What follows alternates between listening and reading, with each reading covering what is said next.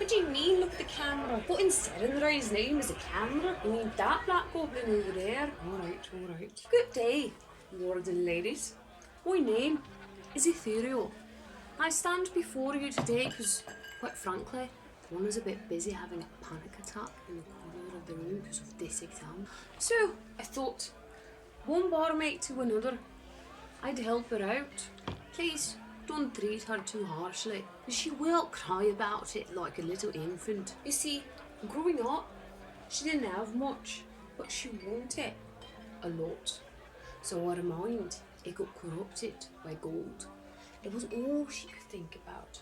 She was like a greedy little dwarf, dirty like one too. She didn't know any better. For 19 years, she had never left the borders of her land. But then, one day, she spread her little wings and she flew away from the nest. She travelled the world, and along the way, she saw magnificent places. She experienced many cultures, met astonishing people. She created some beautiful memories, but also faced a lot of hardships. And slowly, throughout the years, her eyes opened wider, and so did her mind. She began to realise that there was more to life than just getting a good job and being able to afford nice things. Then, 2 years ago, something happened that would change her forever. She went to a LARP event. If you don't know what LARP is, don't fret. To be honest with you, I don't really understand it either. But from what she explained to me, it stands for live action roleplay events. It's kind of like improvised theatre. Basically, a group of people gather round for a couple of hours to maybe a couple of days, and they play characters in a world different than their own. Kind of weird, right? But a couple of things happened that she did not expect. The place that she went to was on top of a hill, far away from all civilization. Nothing but lush meadows and gorgeous forests for as far as your eyes can see. So she had to spend the next week without all the comforts that we're all so used to now. That meant no electricity, no running water, no comfy beds and chairs and couches, no roof over her head to shelter her from the rain, and believe it or not, no smartphone to check every few minutes. When she could not have her eyes glued to a screen, she was able to, for the first time, really live in the present moment, to experience the world around her and really see. And what she saw, it was beautiful. She also experienced, for the first time, what it felt like to be surrounded by like-minded people. A place filled not with judgment, but with understanding and acceptance. And she experienced genuine interaction, one human to another. No fear. On this little hill, surrounded by people dressed as goblins and elves and ravens, she felt more like herself than ever before. That anxiety that had been a part of her every day for the last couple of years, gone.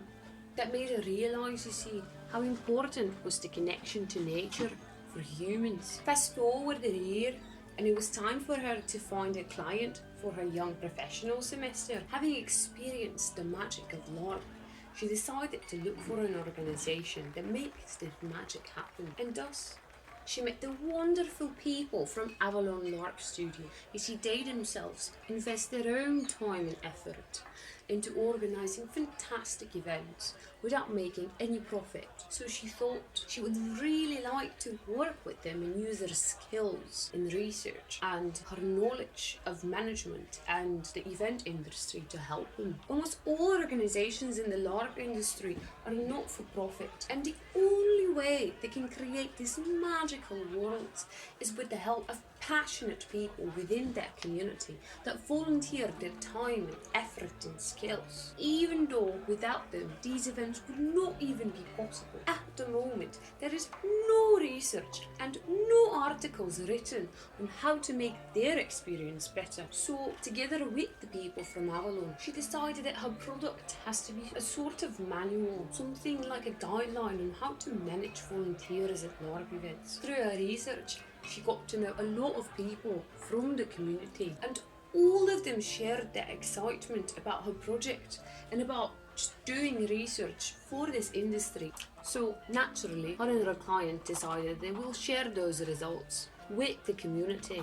Many expressed their interest in seeing them, and they said that it would be a great and very valuable contribution to the industry. As for what the future holds, when she's finished with the product,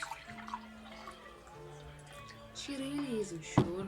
You see, her dream was to move to London, and there she would possibly also work with her closest friends that are now opening their own company. However, with Brexit happening, I'm afraid her dream is not very likely to come through. So, she plans to travel and work on self-improvement and build those hard skills that she's lacking at the moment. To tell you a secret, come closer. After practicing yoga for 2 years at home by herself, last summer she met a yoga instructor and he really noticed great potential in her. He suggested that maybe she should think about becoming an instructor herself. So she is thinking about it and she is doing research if it's possible to make that happen, but don't tell anyone yet because she's a little embarrassed. Overall, she doesn't really trust herself and in her own abilities. But I personally don't think she's all that bad. I mean, after all, she created me and I'm pretty awesome.